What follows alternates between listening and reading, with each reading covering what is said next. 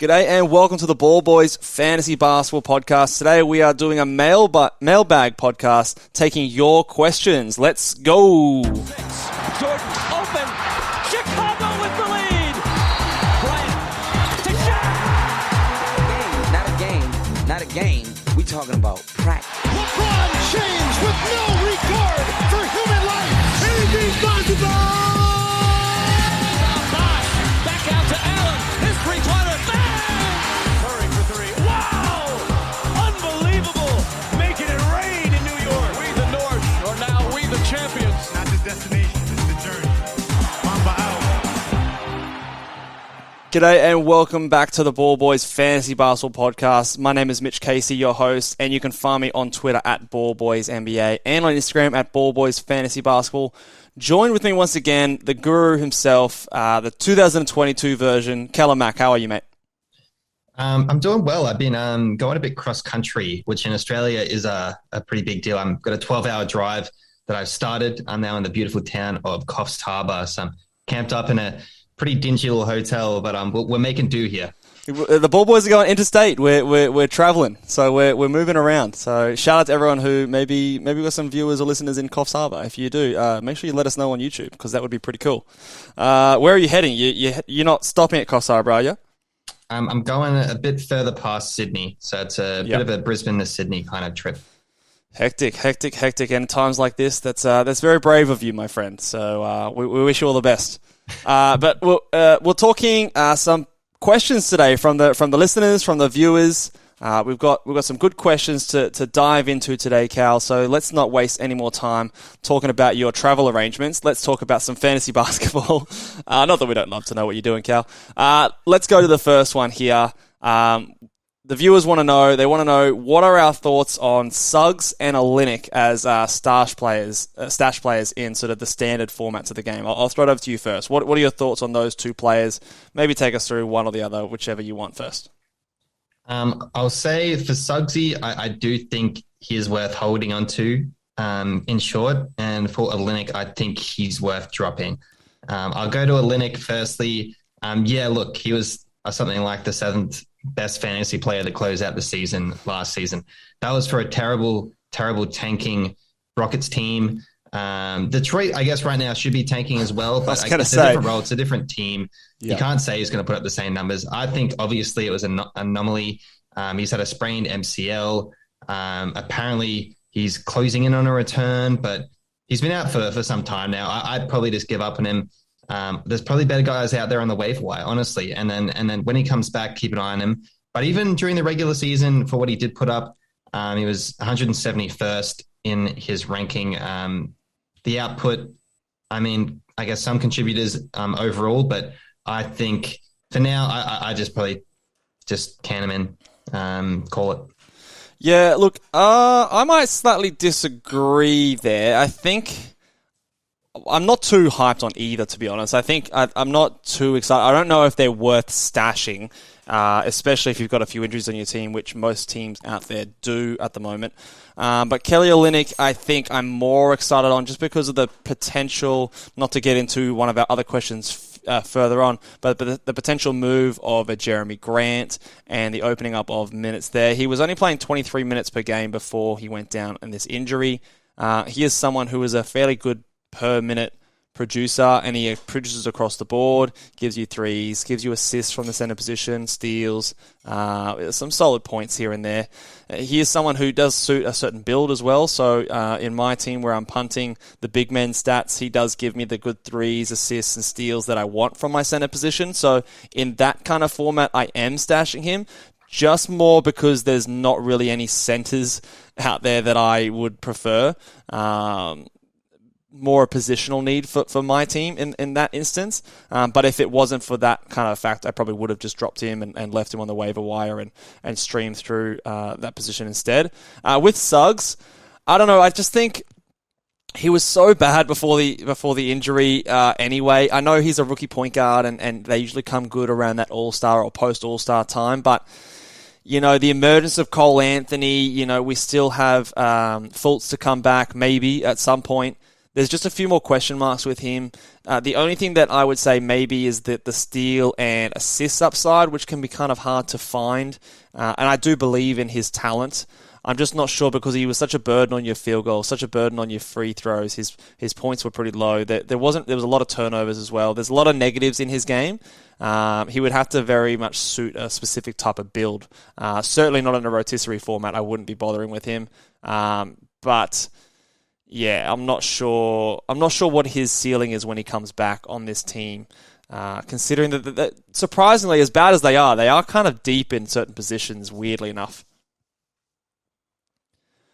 Yeah, well, I'll touch on Suggs a bit more because I was, I guess, coming to his defense saying you should keep him. Yeah. I just have a bit of faith in him. I think he's only going to get better. As you said, after the All-Star break, they usually turned on. He has been injured for a while, but I do believe they are playing it safe. Yeah. So when he does come back, he will be pretty switched on and ready to go. And I think the assists and steals really should come up to what he has been averaging. Cole Anthony, I guess, obviously has been a bit of the alpha there, but that can be a good thing sometimes for a rookie, and it can blossom a bit later in the season. Yeah. I do like his talent, and if he does come out and do really well, it won't shock me. I think he's a really good player. I'm just a little bit hesitant to, how long it takes for that to come around and whether or not it's going to be worth the wait and holding him when you may have other injuries on your team. If you're injury-free, sure, I think you can stash him, but I think if you do have some other injuries, he's probably on the lower side of the priority list, for me anyway. Some people are more patient than I am, and you might be rewarded, but I'm just not that patient, especially when you haven't shown me anything, when you had a fair chunk of time to do so beforehand. Let's move on to question number 2, and another player-specific question. What are our thoughts on De'Aaron Fox? Now, my thoughts on De'Aaron Fox in the preseason were made pretty public. I was very keen on him. I thought he was going to have a great year. Probably one of the players that I've been most wrong on so far this season. He's coming around. What are your thoughts on De'Aaron Fox? He's been pretty frustrating to roster in most scenarios. Yeah, he's definitely been really disappointing. He was a guy that definitely fit a few punt builds. So if you got him, I assume you're either punting one or multiple of 3-pointer, free throw percentage, and turnovers. That is what made sense for him. And even still, with those punts, he's obviously a bit better than what he's been ranked on Yahoo because he does hurt you in those areas. But he's dropped down from 25 points to 20 points a game. He did just come back from an injury and he did have a pretty good game, but he's kind of been pretty hot and cold. He was really, really consistent last season. He did have a stretch there, though, in early January where he had 3 30-point games. So I guess there is some hope. Maybe he will kind of turn it on towards the end of the season. But I'm pretty let down from what I've seen from De'Aaron. You obviously have to keep him. You invested a fair bit. And I assume you built a team around him. If he doesn't fit that build that I pointed out between those 3 punts, I guess try and wait for him to get heat up again and try and put him on the trade block. Yeah, would be my recommendation. But I guess to some degree you're kind of stuck with him for now. Yeah, look, in a punt free throw percentage build, he is the 93rd ranked player. So obviously nowhere near where we wanted him to be when I was considering him inside the top 30 as one of those guys. His points has taken a massive hit. We thought, like, at the end of last season, he was putting up massive numbers. He was putting up 28 points per game. His free throw percentage was getting better. He was putting up all these steals, all these assists. Super valuable in that kind of a build.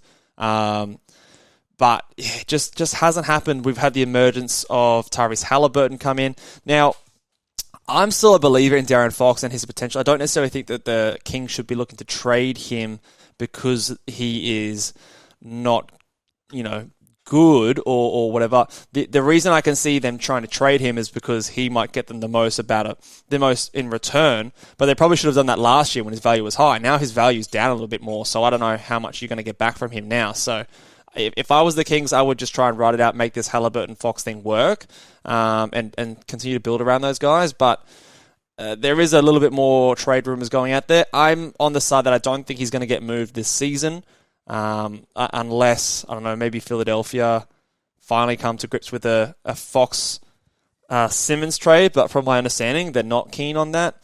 I'm not sure. But prior to the last 2 games, he had 3 30-point games in a row. So he's got it in him. It's just the consistency hasn't been there this season, which is very frustrating. I think he's feeling the effects of playing for a horrible organization, and just day in, day out, he's not putting forward his best foot. So pretty frustrating. But like you said, I don't know if there's much you can do if you have him on your roster. You just got to kind of ride it through, because I don't think you're going to get fair value in a trade at this point in the season. Yeah, I think you really touched on the core reason. That's what I was thinking as well. I think to be honest, I think he's kind of done with Sacramento.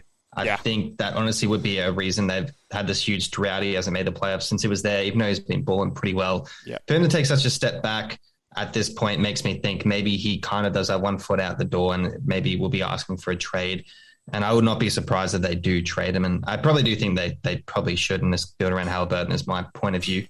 Yeah, it's Look, I can understand that point of view. I still believe in his talent. I don't think he's a bad player by any stretch. I think he's a really good player and he's a good starting point guard. But yeah, it is frustrating with what he's doing this season. But in saying that, in the last 2 weeks, he's the 138th ranked player, but he's still putting up 21 points, nearly 4 rebounds, 5 assists, a steal. It's really those no threes. The steals are down from what he is doing. The assists are down as well, and the points are down. So those usage kind of stats are taking a bit of a hit, and maybe it is the emergence of Halliburton that's taking its toll on him. We'll see. We'll see how it all plays out, but I don't know if there's much you can do if you're someone who is rostering him. If you're someone who isn't, and you're maybe looking at buying low, I would only be doing that if you're in a punt free throw and maybe a punt threes build. I think that's where his value can still shine.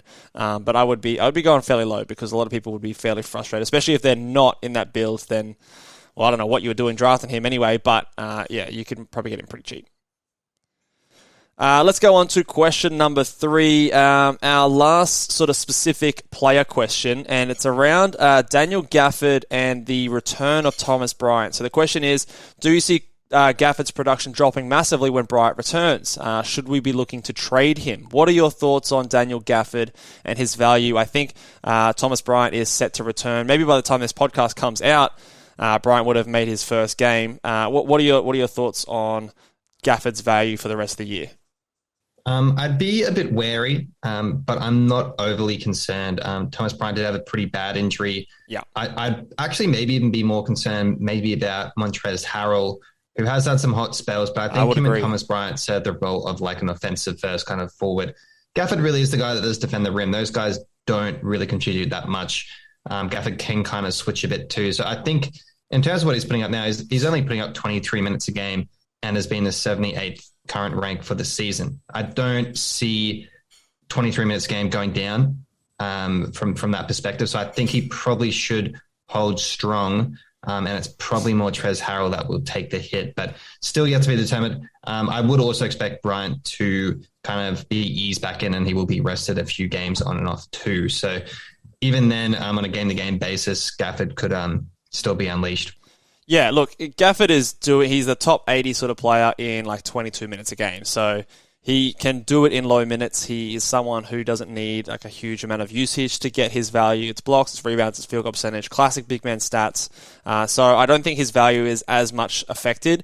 I think, like you said, I agree. Montrezl Harrell is the one that's at risk. He's a more high usage player. He's a more like-for-like comparison to a Thomas Bryant. And, when Harrell doesn't have it, they might go with Bryant, someone a bit more offense. They don't need his defense or whatever the case may be. So I agree with you there. And also, today there was quoting the words of Shams on Twitter, there was a physical alteration at halftime between Montrezl Harrell and Kentavious Caldwell-Pope. So read into that what you will. I don't know if that's like a big deal or not, but on the eve of Thomas Bryant coming back into the team, maybe that's not a good sign for Montrezl Harrell. I don't know. Maybe there's a bit of bad blood in that team. I don't know. That's probably more speculation than anything, but I think he is someone who's probably more at risk than Daniel Gafford. So maybe if he's top 80 player right now, maybe he drops back to like a top 90, top 100 player, but not enough. I don't think it's worth trading him unless you can get really good value, but I wouldn't assume that you could get anything more than what he's doing right now.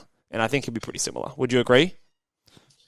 Yeah, I agree. I think he will be pretty similar to what he's putting up now, personally. Yeah. I don't think there's that much of a difference that you need to make a move. All right, let's move on to the next question here. We're talking trade rumors. So the question here is which current players in trade rumors, and they've listed a couple of examples: Jeremy Grant, Miles Turner, Fox, etc. Should we be trying to buy or sell, or get rid of or acquire, basically? So I'll start with the first one, then I'll throw it over to you. Jeremy Grant. Look, I don't know if there's much action you can do. He's currently injured at the moment.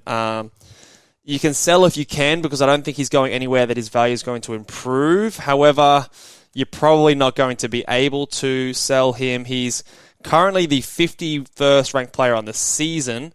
I think if he gets traded basically anywhere except for this Detroit team, he's going to drop in value there. He's not going to be scoring 20 points a game.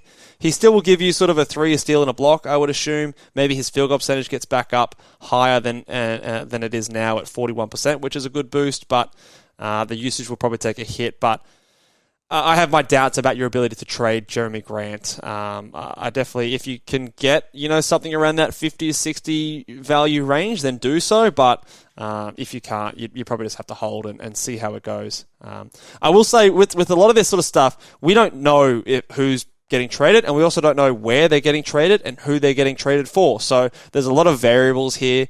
We don't have a crystal ball. If we knew exactly what was going on, we could tell you, but it is hard to predict the value of guys before a trade, because those 3 variables can happen any which way direction. But what are your thoughts on Jeremy Grant? And then talk to me about a Miles Turner or someone of that type.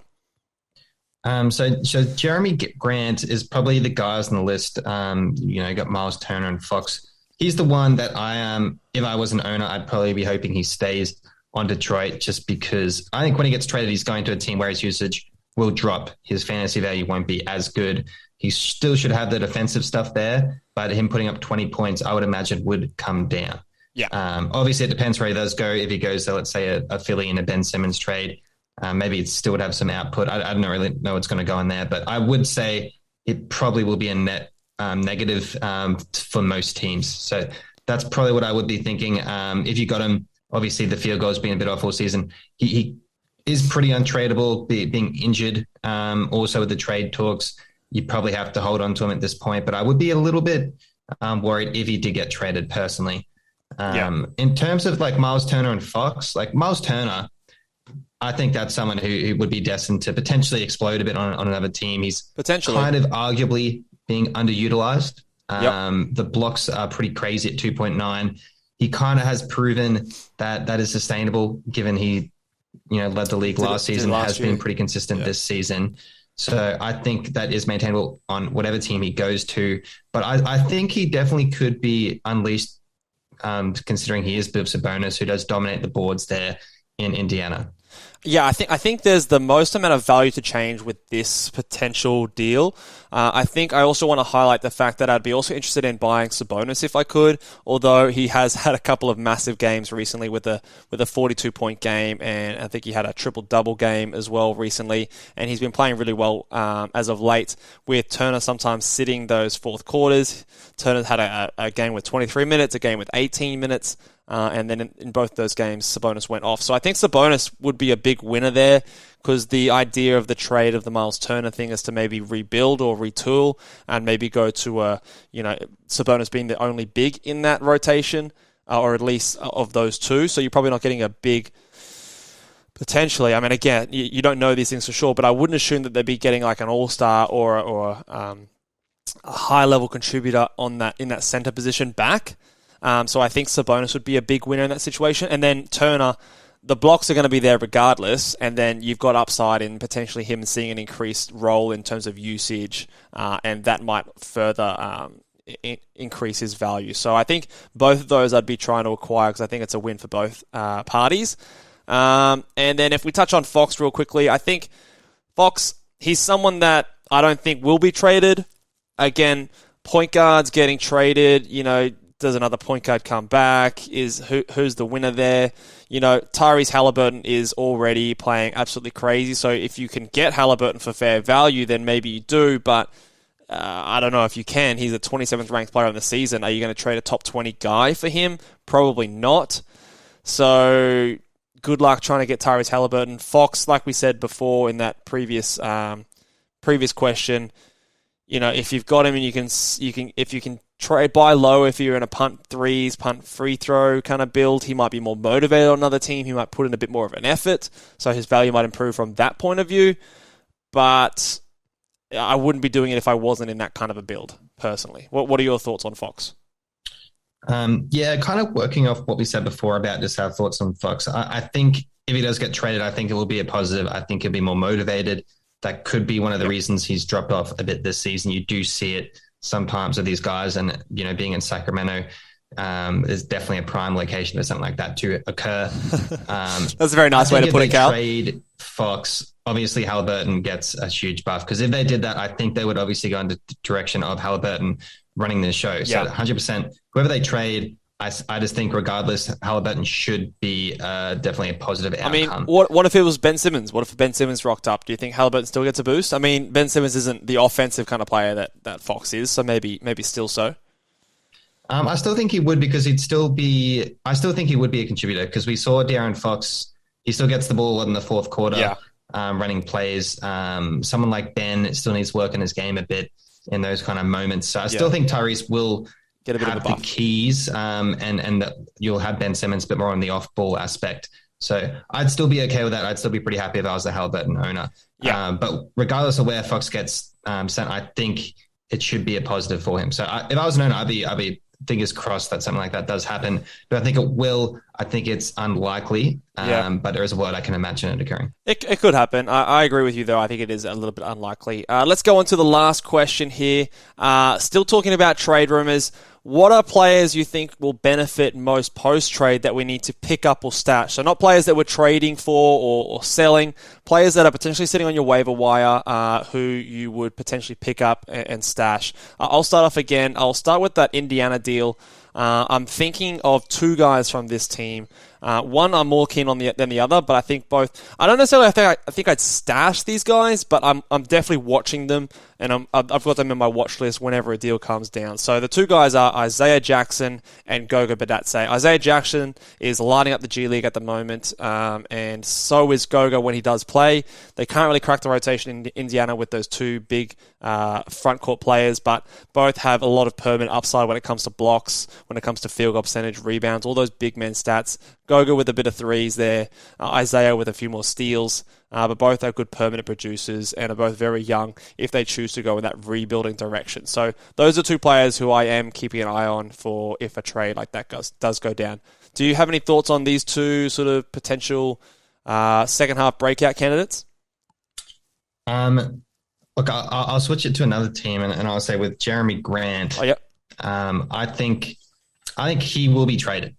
I think he's going to be sent somewhere, and they want to trade him. They want to bring young assets in, which means there will be a void to fill. So wherever he goes, I think a lot of the guys at Detroit will be benefited here. Saddiq Bey has been on a tear recently. Yes. I don't really see his usage going up anymore, but it'd be some other guys. It'd be like your Kelly Olynyk when he gets back. It'd be someone like a Trey Lyles, who right now is getting picked up on the waiver wire. Maybe he steps up and gets some good minutes. Someone like Cade Cunningham to some degree maybe gets a bit more of the keys. So I think in Detroit, there's a lot of guys there that I keep my eye on, because I think when Jeremy Grant gets traded, it'll be for picks, it'll be for young assets. Yeah. I think the biggest name there in terms of a waiver wire pickup would be Kelly Olynyk. Saddiq Bey is owned in 81% of leagues, so he's probably picked up in your league. Bloody hell, I just traded him to you as well, and now he's starting to play it's better. Great trade for me, Mitch. Yeah, Thank you. I should have waited. I would have got more value back, but oh well. He didn't really fit my team, so I'm not too mad. But I think Kelly Olynyk is the biggest beneficiary there, unless someone comes back in the deal that gets a big role on the new team. But I don't necessarily see that happening. I don't know how high Jeremy Grant's trade value is. I'll touch on to another one. We would be remiss if we didn't mention Alperen Şengün. We keep trying to will it to happen. It hasn't happened yet, Cal. But I still believe that Christian Wood can be traded. I still believe that Daniel Tice can either be traded or shut down. These Houston Rockets are not going anywhere. Why are you bothering playing Daniel Tice? Why? let's get the most out of Christian Wood's value right now. So I think either one of those situations happen, Şengün is going to see an uptick in his value. Can you stash him? Look, I'm losing confidence in his ability to be stashed. I probably wouldn't unless you're sitting up the top of your leaderboard. If you can afford the luxury, then sure, you can stash him. But again, like those first two guys, I would probably be sticking him more on my watch list. Give me your Şengün hype pitch. I still own him. I've had him all season. I drafted him. I'm staying true. I know he will be literally. I'm hoping he's going to be the Kelly Olynyk this season. It's the same team. It's a tanking Rockets. He needs to get more minutes. He just had an ankle injury. Yeah, there was some hope. There was a few games there where he was over 20 minutes a game and put up good stats. In terms of just a bit of everything. I mean, look, you'd like more points there, but rebounds, assists for a big man. Some nice blocks there too. Great percentages. So Şengün, I'm still holding on to him. I'm still holding true, holding strong. I think it could be a win. Look, I'm not going to be surprised if he's been dropped. Right now, he's only 39% rostered. I think that's fair, which means, people are kind of giving up, but I'm still holding true. I think it's come to the point now. You really just got to have a look at your team. If there's only 6 weeks, I think, till our playoffs. There's maybe 6 or 7 weeks in most people's till the playoffs for most people. The trade deadline will happen before then, obviously, but it'll all happen pretty quickly, and, you might have been holding him on. Like, I think Wood's going to get traded, but, I don't know. Like, they might continue. They might not get the best deal. He's still on their books for next year, so they can try it again next year. So, I don't know. Maybe it doesn't happen, and maybe that he doesn't get a chance at all. So, if you are down and fighting for those playoff spots, I probably would say move on and try something else, but if you can afford to, I think it's worthwhile. The last guy I want to touch on, we touched on him a little bit earlier, in the last podcast, Onyeka Okongwu. I think I want to mention his name here, just on the off chance. I don't think it's likely, but I think that there's an off chance that there's been a few rumors with John Collins not being happy, potential, trade going on there. So maybe you get a Okongwu, Clint Capella, starting front court, or at least a bit more of a minute split going on there. I really like his potential and his per minute upside. He's already sort of a top 100 player in 23 minutes a game. So any increase to that, any increase in usage if a player like Collins goes out, I think is extra value for Okongwu. And he is someone who's worth rostering right now. So roster him right now with Clint Capella are doubtful for the next game. See what happens. And if there is a move or trade rumors start to heat up even more, you can maybe hold on to him for a bit longer. Yeah, I like that pick. I like Conway's permanent beast, as you touched on. There will be, and look, for the season, 86th ranked. It's gone up. Oh, he's just getting better. He's getting better and better every day. So that is our answers to your questions. If you want to be involved in any Q&A questions in the future, make sure you're following us along on Twitter at BallBoysNBA or on Instagram at BallBoysFantasyBasketball. Keep an eye out. We'll do some more of these in the future. But otherwise, until then, make sure you give the video a thumbs up. Make sure you're subscribed to the YouTube channel. If you're listening along on Apple Podcasts or Spotify, make sure you subscribe there. And we will see you guys next time. Laters.